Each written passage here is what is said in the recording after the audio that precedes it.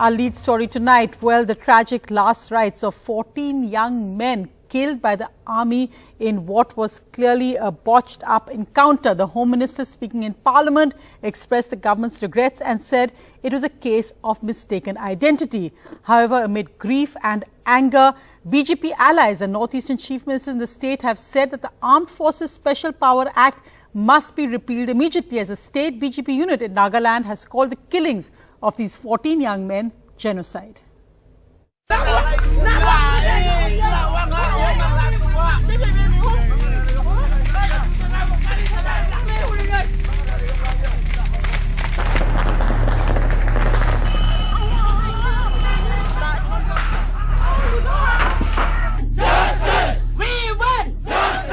Two days after a horrific botched encounter by one of the Army's most elite Special Forces units, these cremations of 14 innocent civilians in Nagaland's Mon district. Turn back. Today across parts of the state, a great deal of tension, with people stepping out onto the roads to physically stop the movement of army convoys. In Parliament, the Home Minister deplored the army action but fell short of announcing any waiver of the Armed Forces Special Powers Act, which grants soldiers involved in this ambush immunity from prosecution. Dissatisfied with his reaction, the opposition walked out. Bharat सरकार नागालैंड में हुए इस दुर्भाग्यपूर्ण घटना पर अत्यंत खेद व्यक्त करती है और मृतकों के परिवारों के प्रति गहरी संवेदना व्यक्त करती है. In Nagaland, multiple calls from civil society leaders and even the Chief Minister to put an end to the act so that the army soldiers can be tried for murder. Home minister से बात किया, वो उन लोग का बहुत serious ले रहा है. उन लोग को इस केस का 11 लाख दिया और भी 5 लाख दिया और इंजर्स को 50,000 दिया. हम लोग भी हमेशा गवर्नमेंट ऑफ इंडिया से पूछता है ये कि ये रिमूव करो. इसलिए हम हिंदुस्तान है biggest democratic country in the world. And this is a draconian law. A demand echoed by other BJP allies in the Northeast. In the last many years that the Armed Forces Special Power Act has been there, it has only been counterproductive and there has been more unrest. The BJP state unit in Nagaland has strongly issued a strongly worded letter calling the killings genocide. Army sources tell NDTV that 13 soldiers who were involved in the botched ambush on Saturday were later attacked by villagers wielding machetes. One soldier was killed on the spot, 13 had injuries, 3 are serious. Army sources say they were not trying to dispose of the bodies as alleged in this preliminary inquiry report by the Nagaland government. The army inquiry is being headed by a major general, while a police investigation is being headed by a special investigating team. Though so far, the police team has not asked the army for permission to question the special forces officers.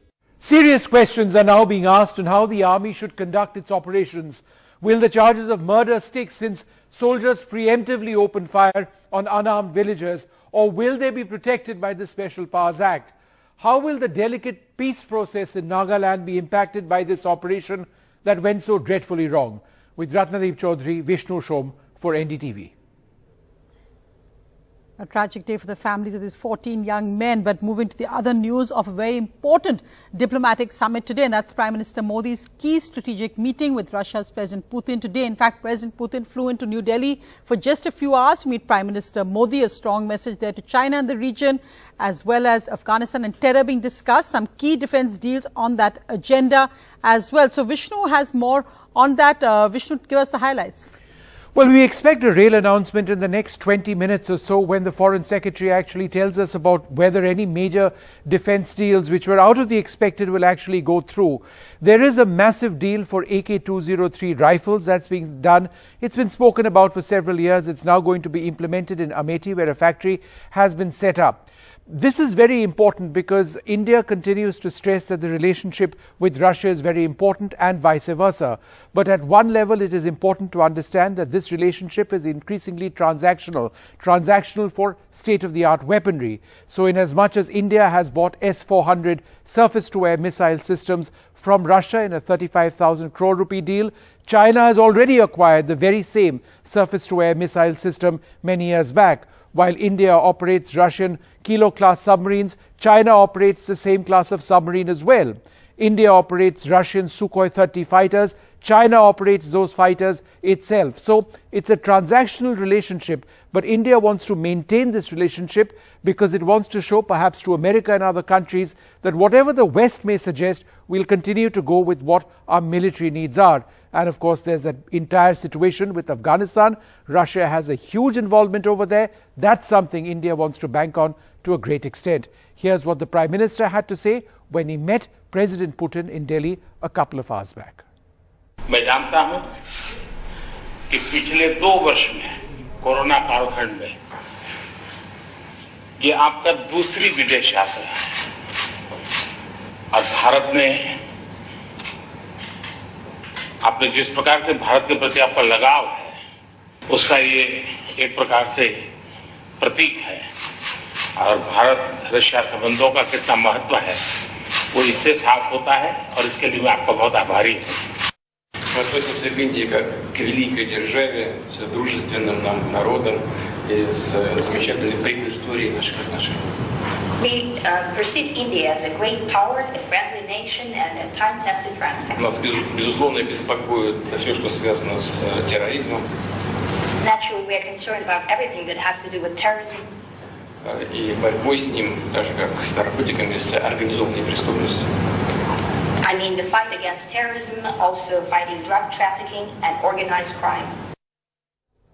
So we'll bring you the details of that joint statement, but the other breaking news this evening, 2 more Omicron cases have been detected in Mumbai. So overall, India has detected 23 cases. 1 person has left, a South African national who escaped from India. Maharashtra is now the state where the highest number of cases of the Omicron variant have been detected, 10. Followed by Karnataka, 2, of which 1 has left India. Gujarat, 1. Rajasthan, 9. 4 of them from one family. All of them attended a wedding. The rest are guests of a wedding. And in Delhi, 1. So let's just look at what we know about the latest Omicron patients. Now, the good news is, again, they have very, very mild symptoms. In fact, virtually asymptomatic. Patient number 22 in India is a 37-year-old man who came from South Africa on the 25th of November. His genome sequencing is just out. Patient number 23, also in Mumbai, arrived from the United States on the 25th of November. They currently have no symptoms. They're in a Mumbai hospital.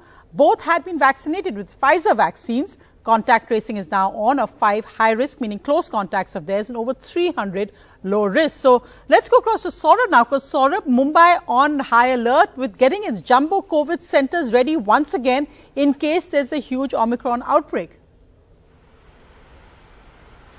Absolutely. While currently we know that the Omicron patients aren't really showing symptoms and are largely asymptomatic, just in case there's a surge in patients that need hospitalization, these jumbo centers, this one of course a 2,170 bed jumbo hospital is already being set up, it's being reactivated, and this is to ensure that if people require medical care, they will get it. And especially this is the kids section, so they've done some, cartoon characters here to keep the kids engaged. But I'm going to speak very quickly to the Dean here, Dr. Prashant Mishra, sir, just to give us a sense of how many beds, what are the facilities you have in-house, and what is the only thing that you don't have? You said the only thing that you don't have is an OT. Yeah. So this is 2,170 bedded COVID center. Here we have 190 bedded ICU and almost 1,500 oxygenated bed and almost 380 to 400 isolation beds. Here we have CT scan, in-house CT scan. Here we have 20 dialysis machines. Here we have ultrasonography machines, 4 X-ray machines. Here we have oxygen tanks. Here we have oxygen generation plants. So everything. So it is just a hospital only. It's except operation theatre. Without an OT, and that's how Mumbai is preparing. Should there be a need for beds for patients who need hospitalization, and should there be a surge in the number of patients who needs hospitalization as a result of this new variant? Thanks, Saurabh. So as I said, heartening to see states get ready this time. We've all witnessed that second wave. Maharashtra hit especially hard in that. So hopefully this time we'll be fully ready. But while Omicron variant cases need genome sequencing, the other worry is that the large number of outbreaks being reported in the south in Karnataka and Telangana, many of them centered around schools and medical colleges. Now in Karnataka, 103 children, staff and 2 parents have tested positive in a major residential school outbreak. The Karnataka government is now looking at why so many fresh outbreaks are being reported from medical colleges and residential boarding schools. In Karnataka, Bengaluru is seeing the biggest rise in cases, with over 1,200 cases in the past 1 week, an increase of 18%. The city saw India's first 2 Omicron cases, but this has not yet been linked to the rise. Cluster outbreaks have been reported in other places such as Mysuru, Dharwad, Kodagu and Shivamogga districts. What is common are outbreaks in boarding schools and colleges. Health officials have called for new guidelines, but the government says it's not alarming. That is the reason Government of Karnataka has given a guideline, and those who are in colleges, hostels, particularly hostels, so these RT-PCR tests need to be done once in 15 days, irrespective of the symptoms. It is not an alarming thing, but as expert has told, it will become very serious. So we have taken all extra measures. The latest cluster outbreak has been reported on December 5th, on Sunday from Chikmagaluru district of Karnataka. Nearly 103 persons, including 92 students, 9 staff. 2 are the parents of the staff that have tested positive at Jawahar Navodaya Vidyalaya. While cases have seen an uptrend, the good news is that no severe cases have been reported. But the maximum caseload has been students between the age group of 18 to 20. The minister in charge blames students coming in from Kerala. It is between around 18. 18 to? 18 to 20. PU major is from PU colleges. Though at least 5 COVID clusters have been reported in the last 2 weeks, the Education Minister said it does not call for closure of schools and colleges. Students contribute major chunk of COVID cases in the state of Karnataka. However, the government is of the opinion that the situation is not alarming. The government now looks at ramping up the testing from 1 lakh to 2 lakh every day. In Bengaluru, with camera person Govind Murthy, Shrija for NDTV. And in Telangana as well, in the latest cluster outbreak, 43 medical students have tested positive in a Karimnagar Medical College after an annual day festival in the college, and that apparently could have been the source of the spread. So again, with a number of these kind of outbreaks in important colleges, it's very important to stop all these festivals and big activities at this time. And the lowest closing today for markets in over 3 months, with them plunging 1.7%, the Sensex sliding by 949 points, the Nifty also down by 284 points. All sectors end in the red. This is mainly because the worry over Omicron and the spotlight on the RBI policy being announced later this week.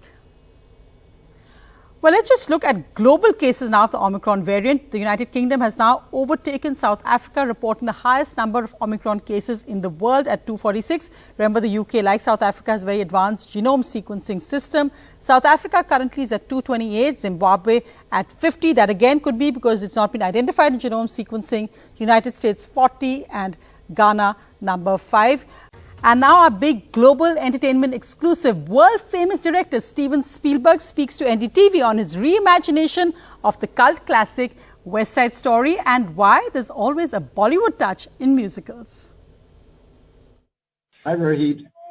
Hello, sir. How are you? Good to see you. Good to see you, too. And great to see you, Rachel and Ansel. Hello. Good to see you. Right. Mr. Spielberg, to you first. Thoroughly enjoyed your movie once again. You know how much Indians love song and dance. It's a part of most of our films. Any inspiration from here? Well, certainly the musical has been sustained more in India than any other country in recent decades. So Bollywood has continued to find value in musical expression through song and dancing when the Hollywood musical has sort of gone away for a while. It comes back every once in a while with like Chicago, which was a great musical, and Les Mis came out, but it's not as consistent as the love the people in India have for the musical idiom. So we're very grateful for your love. I hope our film performs well there, because we too are a musical. I'm sure it will. So is this the West Side Story for a new generation, for the millennials? It is this is a West Side Story for a new generation. We reimagined the original Broadway musical from 1957, and we imagined it in the context of what's happening in society today. So in the context of that, it's very relevant, and you see tremendous parallels between what's happening certainly in our country today, and between the Sharks and the Jets. But also the music still lives, it thrives. It is, for me, the greatest movie musical score ever written for a play, a theatrical play, and so that's the reason I wanted to make this, as opposed to maybe perhaps doing an original musical. I wanted to bring this musical, these values, the issues, to light again, where this generation can identify with it. And so lastly, the cast is wonderful, extremely talented bunch of actors, all of them who were in the film. What was that one criteria that everybody should have? That everybody should understand the culture of the other. That everybody should be able to understand who we are, not as actors, entertainers, as dancers or singers, but as human beings. And we invited people who had lived the experience to be able to share those experiences with our cast. And that really helped to bond us. It really helped, and it shows on the screen. Thoroughly entertaining film. Thank you so much for your time. Thank you so much. Yeah. Thank you. Bye-bye. Well, I love the original West Side Story. We're dying to see the Spielberg adaptation. Meanwhile, as we end tonight, all the best for Katrina Vicky ki shaadi. Here are the latest pictures as they're off for their big fat Rajasthan wedding.